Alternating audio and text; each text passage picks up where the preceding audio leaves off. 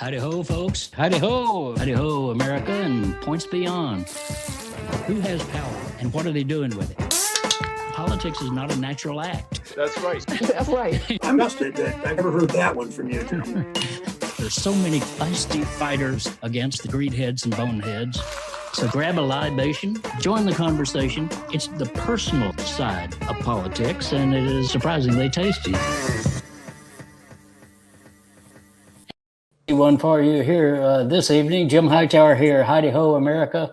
And as we say, points beyond. Welcome to another lowdown happy hour at the Hightower Chat and Chew Cafe, otherwise known as my kitchen. This evening, we have got a more than extra special event for you because we're going to be on the road with Beto.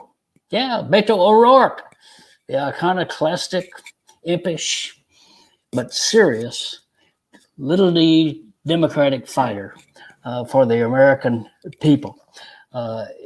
Beto is on a road adventure that we will talk about, and a road adventure that I'm going to be privileged to be able to join beginning tomorrow. We will shut down the broadcast here tonight, and I'll get on my magic broom and join him over in Beaumont, Texas. And right now, we want you to join us, Beto and myself, for another of the Hightower Lowdown Happy Hours. And I've got my local beer right here. This is the Austin Beer Garden Brewing Company, a little independent brew pub right down the road from where I live. And they just make an assortment of wonderful beers and are great people. And it's sort of a worker-owned enterprise, and they share their profits with the local community, and et cetera, et cetera. So I've got my beer, and I want you to choose your own libation. It can be alcoholic or who cares, whatever it turns you on, and turn you on to join our conversation. Deanna Zant, as usual, DZ,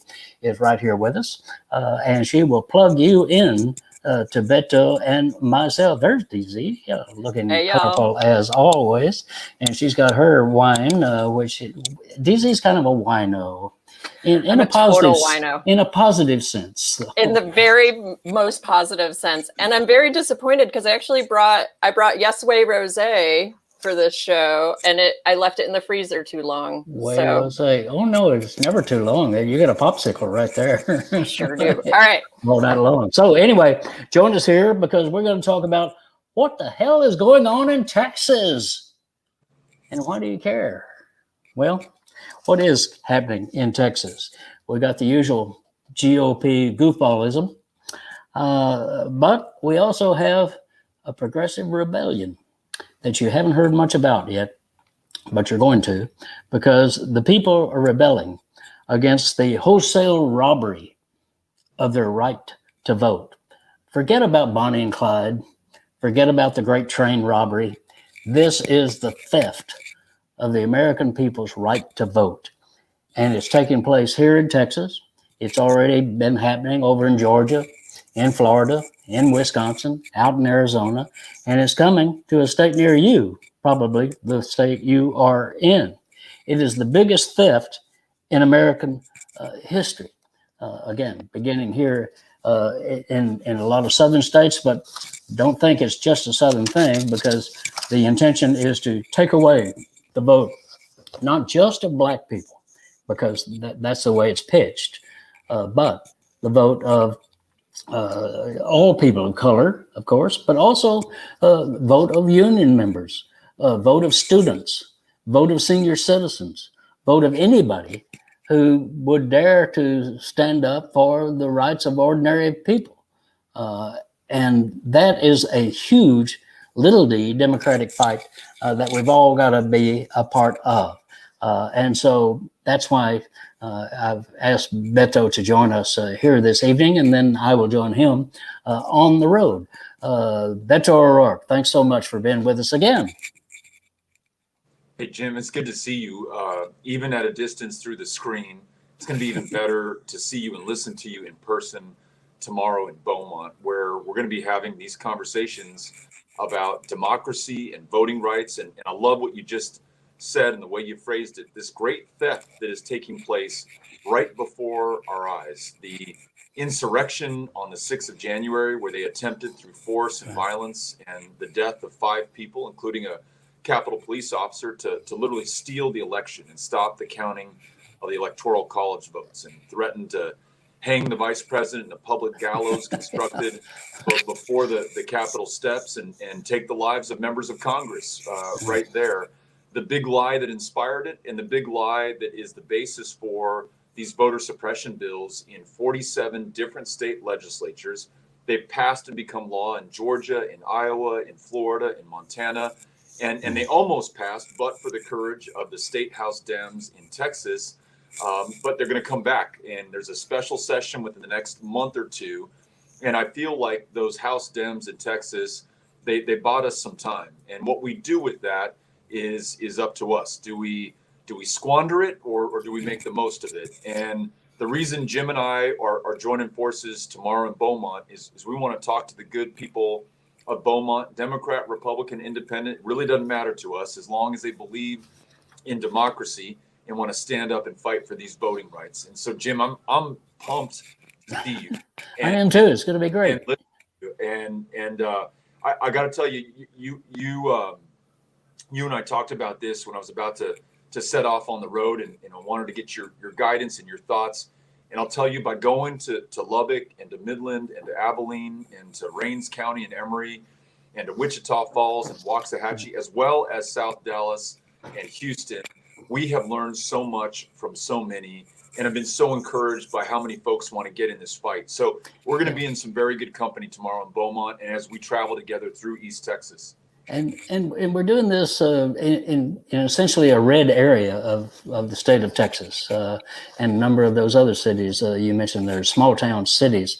We're going out where the people are, because out in those areas, people are outraged that they would have their votes taken away from them, and they don't fully understand quite what is taking place. So we're going to help them understand it, and then going to help to rally them to do something about it. So, and Beto, the powers that be call this voter suppression, but it's not suppression.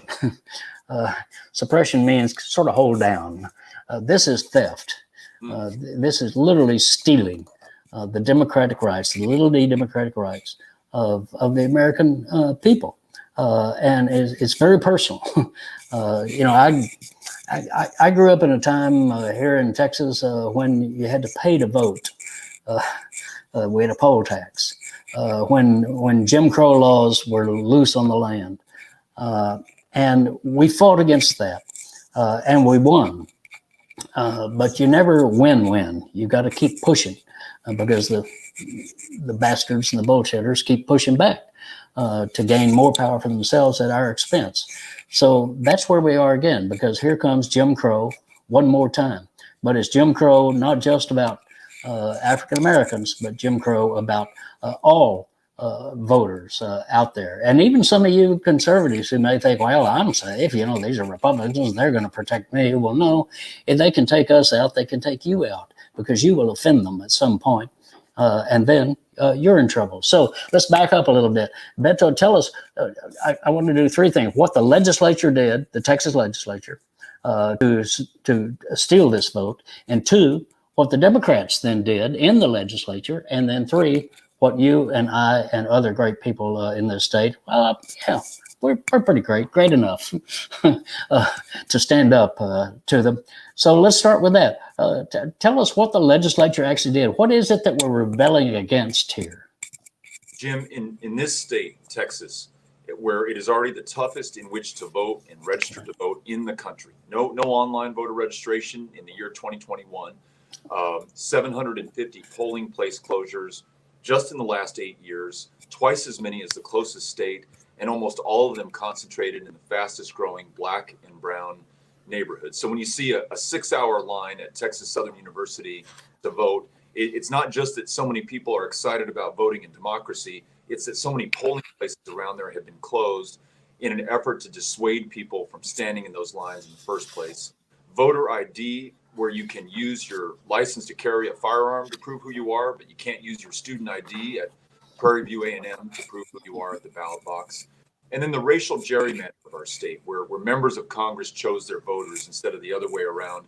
All of that's already in place. And on top of that, the state legislature, the Republicans, proposed the following. If you have a disability, you can no longer request a mail-in absentee ballot and have the state take your word for it. You'll have to prove the nature of your disability. And we can just think about that Vietnam veteran who came back 50 years ago with PTSD, has voted an absentee ballot every election since then. And now we will no longer take his word for it. We're going to ask him to prove it. He might say the hell with it and not vote at all. And I don't know that I'd all the way blame him. We're going to see polling place closures in urban neighborhoods that are going to correlate with lower incomes and communities of color, and specifically African American communities. We're going to see partisan poll watchers have free reign inside of polling places to intimidate or, to use your language, to try to steal the vote by stopping folks from being able to cast their ballot. And this is thuggishness, by the way. These are brawny people come in, often they get former police officers, former military, to strut around in camouflage kind of stuff, and just be intimidating. It's a thuggish action, completely un-American. That's absolutely right. And we know, unfortunately, from Texas history that this is not a novel idea. It has been employed for the last 100 years. And really, the part of the reason you have the 65 Voting Rights Act is to stop that kind of intimidation and theft. And Jim, the one that alarms me the most is at the last minute, they put a provision in this bill that would allow Texas to overturn an election based simply on the allegation of fraud. And so if fraud is alleged, no matter how many fraudulent votes they think were cast, they can overturn that election. And in your vote, whether you're a Republican or a Democrat, to the point that you made earlier, whether you're white or black or brown, whether you have been in Texas for 5 generations or just got your citizenship 5 days ago, your vote will be overturned along with that election. And so it's really incumbent upon all of us to do our best. So the second point, you said, what did they propose? I just described it. What did House Democrats do? At the 11th hour, they literally walked out. They were no longer being listened to by the Republican colleagues. They were no longer having their questions answered as to what was in the bill and the impact it would have on Texans of all parties and in all parts of the state. And this extraordinary circumstance was met with an extraordinary measure, a walkout. It's only happened 4 times. And let me just interject there, Beto, to say that for those of people who are tuned in around the country who are not lucky enough to be Texan and don't quite understand our legislative system, that our legislature meets for 140 days every 2 years, and the whole legislative process has to be completed by the end of that 140-day period, which in this case was May 30th. And so with a timely maneuver, with very few minutes left before midnight on May 30th, the entire Democratic delegation stood up and left the chamber, leaving them without a quorum to be able to pass this repressive piece of legislation. Go ahead, I'm sorry. And I think what struck so many, not just in Texas, but around the country, and part of the reason that so many of those House Democrats from Texas are now visiting with the Vice President of the United States and meeting with members of the U.S. Senate, is because even though they were in the minority, they were able to stick together. And united we stand and united we walk out, and they were able to stop this effort to steal elections in Texas. And I hope, Jim, it's going to buck up the U.S. Senate Democrats, who actually command a majority in that institution and could use that majority to pass voting rights, including the For the People Act, which would reduce the power of corporate money in our politics, make Election Day a national holiday, would have automatic and same-day voter registration, and would do so much to remove the obstacles already in place that prevent so many millions of Texas voters from casting a ballot. 7 million Texans were eligible to vote in 2020 who did not cast a ballot, and many of them faced barriers that made it just about impossible for them to do so. So that's what the Texas legislature did. And your third question, what do we do? Yes. If you are in Beaumont, I want you to come listen to Jim tomorrow. I want you to contribute your part to the conversation. We'll be getting together at 6:30 in Beaumont at the Julie Rogers Theater. And this is a two-way conversation. We're going to have a chance to listen to Jim, but Jim and I are going to have a chance to listen to you. We're going to have two microphones, one for Jim, one for the folks in the audience. You share your story. And so many of you, as I have traveled the state, have been sharing your stories. Jim, somebody asked me at one of these, the county chair, the Republican county chair of the Rains County Party was kind enough to come to our event and said, well, what's so bad about voter ID? And I said, well, there's nothing so bad about voter ID except that there are some forms that are accepted and some forms that are not accepted that hurt some populations over others. Could we find the common ground to expand the types of ID that are accepted, maybe as a starter, or to defray the expense that someone incurs to get an ID? And someone raised their hand and they said, my mom's 85 years old. She no longer drives, doesn't need a driver's license, so doesn't have that valid form of ID. She doesn't have transportation to get her to a state issuing office that would provide her with a state issued ID that would be accepted at a ballot box. Okay. And it would cost her $120 to do so if she could. And frankly, I don't know that she's got that kind of money, or that she would prioritize a state issued ID that she would only use to vote to do that. Her ability to tell her story brought all of us in past the talking points on either side of this issue into what it's like for that person to do this. So if you'll come out and be with us tomorrow in Beaumont, or on the 20th of this month, that's next Sunday, we'll be in Austin, Texas, rallying at the state capitol at 5:30 p.m. and everyone is welcome.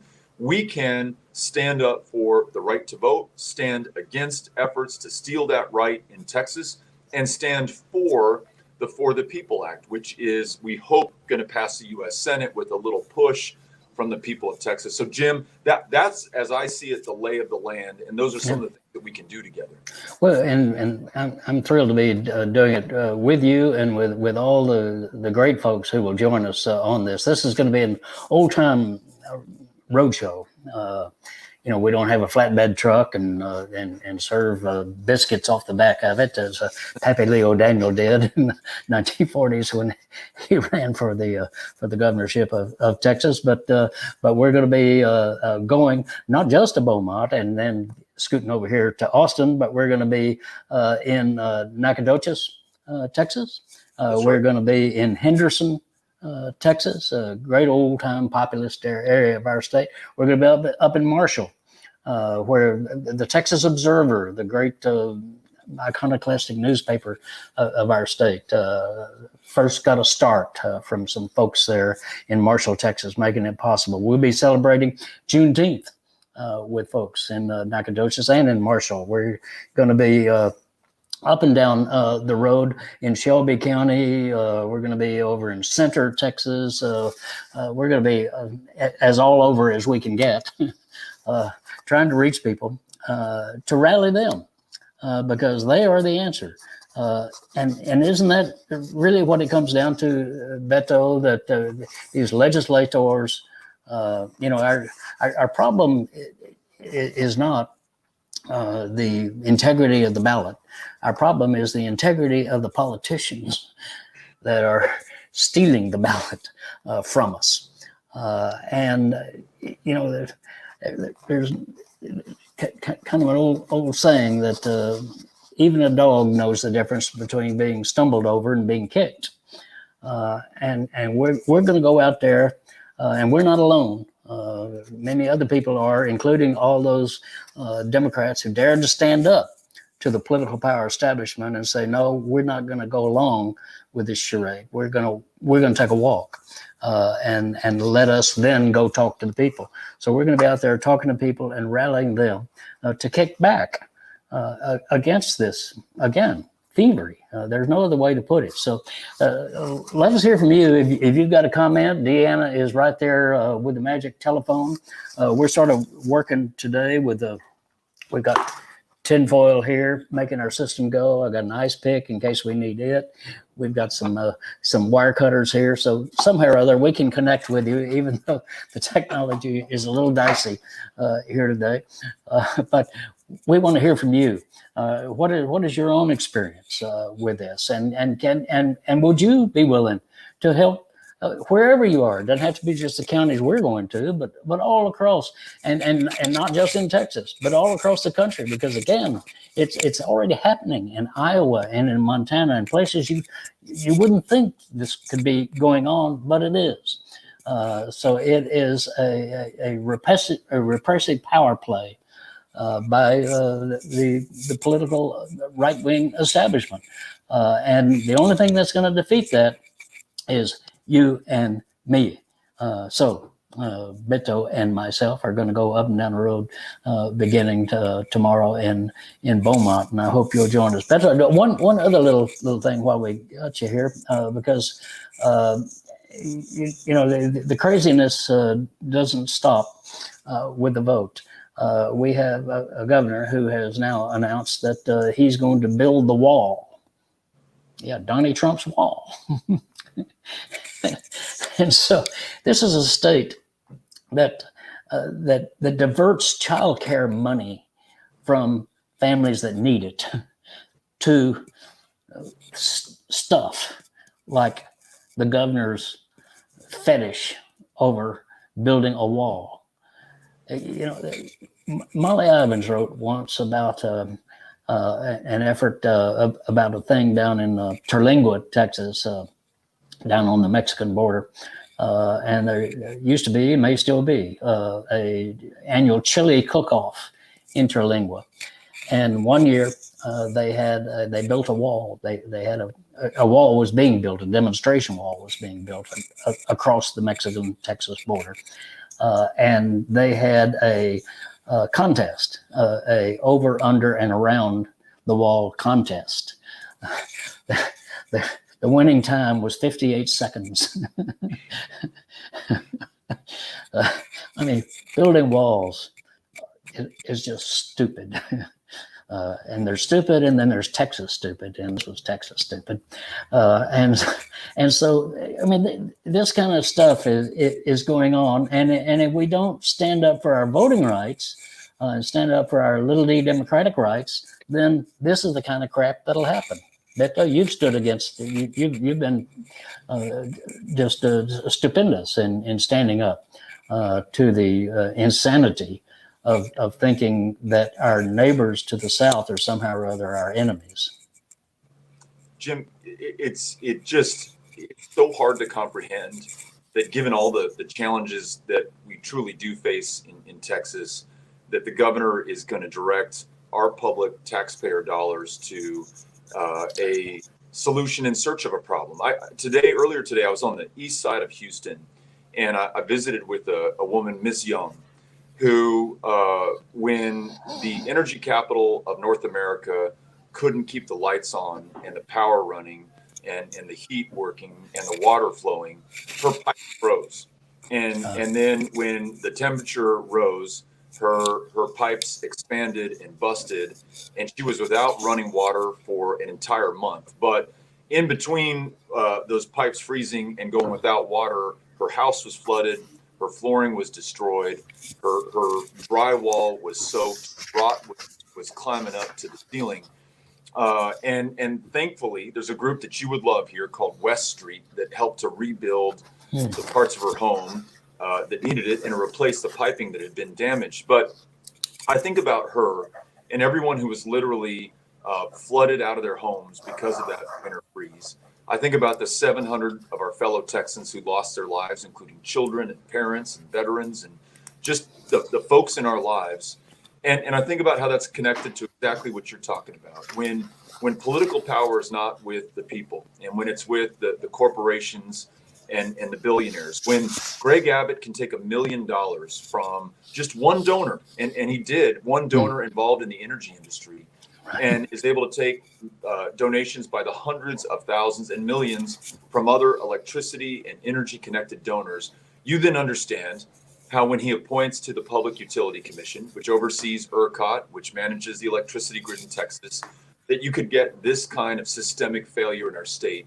But what makes it even harder for us to comprehend is that after that took place, Greg Abbott and the Republican-controlled state legislature failed to do anything meaningful to prevent that from happening again. And Jim, we just got word today that ERCOT is preparing the state for rolling blackouts this summer and perhaps in the next couple of days. So not only do we not learn from that lesson and prepare ourselves for some inevitable future event, that future event is happening right now. That's what we want our government to focus on. And that's good for Republicans and Democrats. It's just good for Texans if we do the right thing. And when democracy works, then those in power fear the people because they're held accountable by them. When democracy fails to work, they no longer care what we think or who's flooded out of their homes or who dies or who has to pay the cost and consequence of this kind of abject failure, because all they care about are those who can make the campaign donations and keep this system as rigged as it is. So that's the way that I can connect democracy and our priorities to what I just saw today in meeting Ms. Young and the experience that she had in that winter storm. I know you've got to scoot away because you're on your way to Sugarland, which sounds like a movie.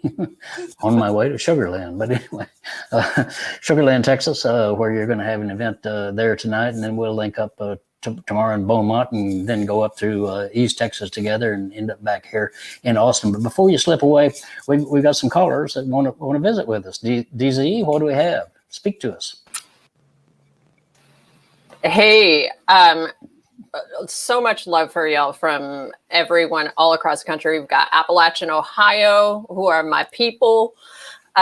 We've got all kinds of people all around Texas and all around the country, and letting us know what they're drinking too, which is always our favorite thing. Yes. We got some fancy white wine people like me. And by fancy, I mean not fancy at all.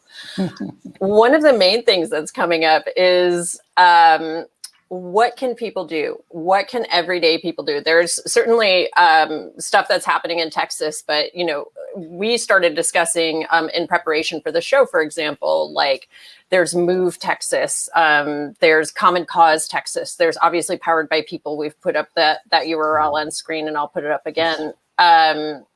What can people do? How can people get involved? And the other question that has come up is, what does this mean for the rest of the country? Jim, do you mind if I take that, or at least the answer to that? Please, go ahead. Look, if you're in East Texas, for example, you got to come see us and be with us and be part of the conversation in Marshall, in Henderson, in Beaumont this week. And you can go to poweredxpeople.org. The link's on the screen. You can RSVP, sign up, get details. On the 20th, which is next Sunday, come to the state capitol, and we're going to have folks by the thousands out there rallying for democracy.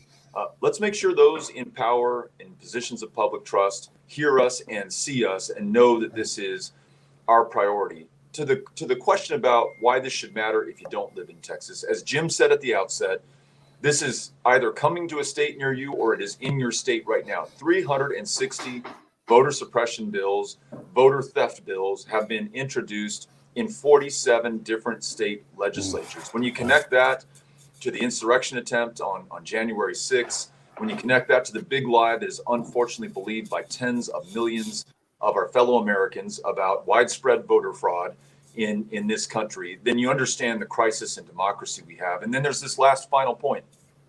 Because of the census count in Texas and the apportionment that followed, we will now have 40 electoral college votes in 2024. So that makes Texas by far the biggest swing state in the union.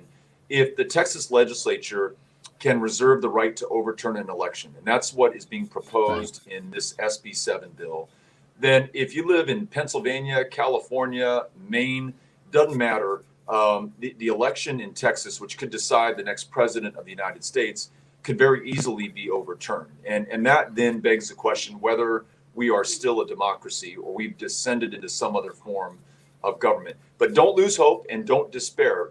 Action is the antidote to all of that. Come to one of these rallies, call your member of Congress, let your state legislator know, and then follow Jim's lead and my lead and the lead of so many others and run for office in 2022. If they're not listening to you, get out there. And I don't care if you're 20 years old or 85 years old. This is your opportunity, and I would say maybe even your obligation to get out there, step up, and be counted. So that's the way I'd think about the answers to those questions. Yes, I'm excited about it because you will not only get to see my pretty face and Beto and hear from us, but more importantly, you will team up with people in your own community that you might not have realized are actually on the same wavelength as you are. And then if we all get on that wavelength, we can make this difference. We can turn it around for the people. Beto, I look forward to being with you tomorrow. So get ready. Here we go. Okay, Beto O'Rourke, and now to give a down to earth perspective, we've asked Paula Littles to join us for a few minutes here.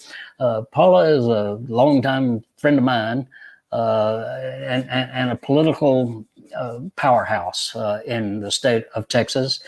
She has been for years an African-American leader, but also a labor leader throughout our state and in the state of Florida and others through the South. So she is a force of nature in her own right, and she has been deeply involved in these voter theft issues over the years. Paula Littles, thanks for being with us here today. Thank you, Jim. And there you are. Here. Yes, very happy to be here. Enjoy. So, what do you think? You're going to be in Beaumont with us, right? Yes, I am. Yes, tomorrow. I am. All right. And in addition, by the way, there's a steelworker lockout. Yes, that is taking place in Beaumont, and we're going to make a stop over there and rally with our steelworker friends. Yeah. To battle the corporate bastards that are constantly running roughshod over us. But Paula, you've been up and down the road, and literally Paula drives. She does fly, but she mostly drives. Got a big old car that she just tools around wherever she has to go. She drives at a good speed, by the way, by which I mean fast. To get there, she doesn't mess around. And then once she's there, she doesn't mess around either. She gets right down with the people to try to deal with these democratic fights that we're in. So, Paula, are people in your experience out there in areas where we're going in the next few days? Are people alert to this? Are they ready to do something? I think that people will become a lot more alert because of the areas you're going to. And when you talk to people about it, I'm not real certain if people really know the magnitude of what's actually happening in Austin.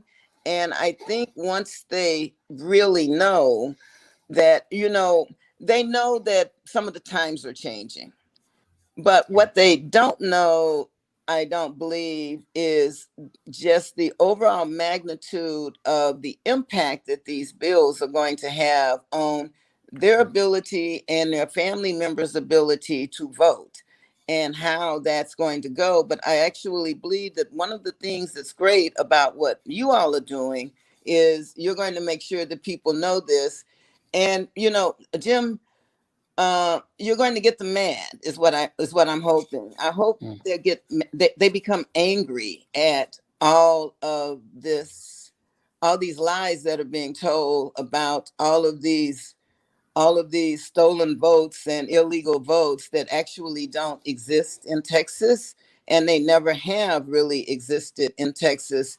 It goes all the way back to when the legislator came up with voter ID. They claimed that all of the illegals in Texas were voting, which was not true. They couldn't find not one illegal vote that was counted, but they spread it around the state, and a lot of people believed it, and it was, that part was unfortunate. But I think that starting now, this is early enough to help people fully understand it and get them motivated when the governor does call them back to take a lot more action. And that's actually what we need to do is we need to be mad, and we need to go and camp out in some of these legislators' offices and make sure that they hear us. Because whether you're a Republican or a Democrat, these are the people that live in your district, and they can make a difference the next time you start running again. And they've been ignoring Yes, the people. they have. But also, let me just say, as a lifelong Democrat, we've been ignoring the people. True. And that's why we're going to Marshall. That's why we're going to Nacogdoches. Why we're going to be in Center and Henderson and in these places that have not seen a statewide Democratic candidate in 30 years. Probably I might have been the last one to come through. I basically refer to you as the Democratic Party's senior statesman. That's my reference to you. Ooh, I need to spruce up here a little bit. When I talk to people about you, that is what I say. And what I remember is, I remember all of the things that occurred when you ran for ag commissioner. I remember being in New Boston when all of you all were there. You know, I remember the energy that was in that room. Right. Yeah, we had a unified campaign. Yes, together. Jimmy Maddox running for Attorney General, Ann Richards running for Treasurer, myself for Ag Commissioner, and Gary Moore for Land Commissioner. So we had a unified campaign, and we went to the people with actual issues. You did. And our party quit doing that. It started running TV ads instead. And we actually need to go back to people, because I contend that, okay, well, as you can see by my gray hair, I am old. I don't have children in school or anything like that. But parents that have children in school, most parents now, you've got two people working in a household. When they come home, they're not looking at the news. They're also not looking at Facebook. And if they are on Facebook, it's a family connection to Facebook. They're not getting all of the campaign ads or anything. And they help their children, they feed their kids, help them with their homework, put them to bed, and then they go to bed, they get up the next morning, and that's their life. And we have left them out because there is no way in which to reach them, because on TV and on Facebook, and we don't go see them. And so I think what you all are doing is this huge kickoff. And I actually, if I can, I intend to stay somewhere around the area and help out with the lockout, and then go to Nacogdoches also. But I'm not sure if I can. But if I can, I actually intend to do that because, I was actually born in a smaller town before you get to Nacogdoches called Grove. So this is detailed. A lot of people will wonder about, but small town America is America. It is as much as big city America, and it gets left out, and that's the point. And I think your point is very strong, Paula, which is that high tech, of course, is necessary in politics these days, but high touch is most important. Yes, it is. And that's what we have been missing. We got a couple of folks who want to visit with us, Paula. Let's go to Deanna again. DZ, what do we have? Hey, everybody. First of all, hi, Paula. Oh my gosh, it's so good to see you. We love Paula so much. Actually, the number of hearts and likes and excitement that just popped up on my little controller screen when Paula came on and started talking real talk was unbelievable. Before I get to the question, though, I want to let everybody know that there is a way for them to stay in touch with you, Hightower. What is that? It's email. hightowerlowdown.org/email. You can join us. You will get an email from Hightower every single week with what he's working on, what he's talking about, and what he's thinking about. And the rest of us kind of pitch in and help out. So what does that cost? Wouldn't you know it? It is free. Free. You mean no money? No money. Free. You can get it free every single week. Free email. hightowerlowdown.org/email. Please go there and stay connected, because what we do on that website is to connect you to people like Paula, people like Beto O'Rourke, people like the movement going on, the AFL-CIO, the great groups, Jolt, and all the new groups that are coming out, Black Lives Matter, and et cetera, that are the grassroots organizing forces that have the ultimate ability to bring America back to its own people. Magical. But it's only magical if we're getting involved. So we hope y'all are following these links online.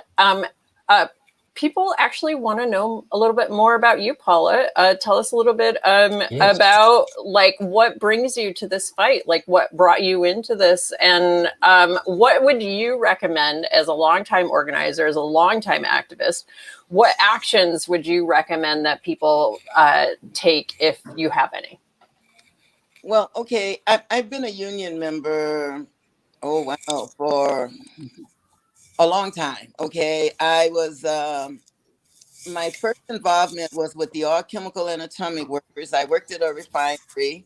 I got involved with the union, and I got involved with the union because people told me that 25 people ran the union, and I thought, oh, that's impossible. So I went to my first union meeting, and I discovered that 25 people did run the union, because that's what you needed for a quorum. And so I decided that I wanted to get involved and bring more people to the union. Bingo. Because of that, and Jim, you probably know my mentor or knew him. It was Ed Watson. I worked with Ed. No, of course. Yes. Yeah. And a union representative, but also a state representative. Yes. Great Ed Watson. Yes. And I ran for executive vice president of the union. And so I broke the gender barrier. Broke the race barrier, but I prefer to say that I broke the gender barrier. And then I went to Washington for the union for a while, and then I really wanted to come back home and work in Texas, so I worked for the state Fed. And then I saw an opportunity to get back into organizing, and that was when I went to work for National Nurses United, because they were coming to Texas. And what really got me motivated about election issues, well, not so much election issues. I was always interested in elections and participating, but I was at a hearing at the Capitol, and that hearing was when voter ID first came up. And I'm sitting in this room listening to people just out and out lie. I mean, and that was really what they were doing. But what happened was, we weren't organized. Those of us who were opposing it were not organized, right?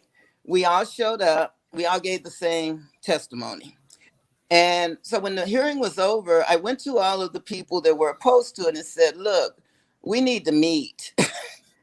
We have to meet. We have to make sure that we make this work for us. And the only way that happens is if we all get together and start working on this collectively as a group instead of independently. Yeah.